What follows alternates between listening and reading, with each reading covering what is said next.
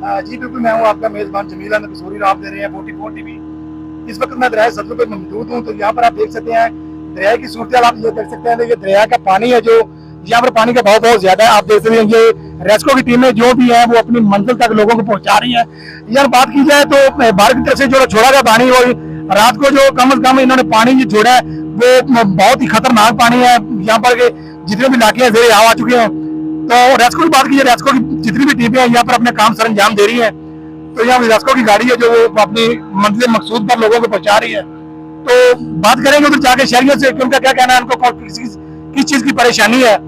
तो यहाँ पर लोगों की जितनी फसलें हैं वो तबाह हो चुकी हैं।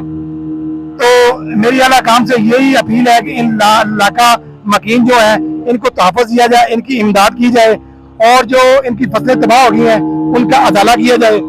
तो ये लोग यहाँ पर जाते तो पानी कम था। अब जब भारत में पानी छोड़ा है तो पानी छोड़ने की वजह से यहाँ पर पानी की बहाव बहुत ज्यादा है। अगर रेस्क्यू की बात की जाए, रेस्क्यू की टीमें यहाँ पर जो काम कर रही हैं उनको खराज तस्लीम पेश करते हैं कि रेस्क्यू की टीमें जब भी कोई ऐसा वक्त मुश्किल वक्त आया है तो रेस्क्यू की टीमें शाना बशाना खड़ी होती हैं। अगर बात की जाए शहर में, तो शहर में जब भी बारिश पड़ती है तो हमने देखा है कि रेस्क्यू की टीमें सबसे आगे होती हैं। तो लोगों को तोहफत देती हैं, लोगों को मंजिल मकसूद तक पहुंचाती हैं।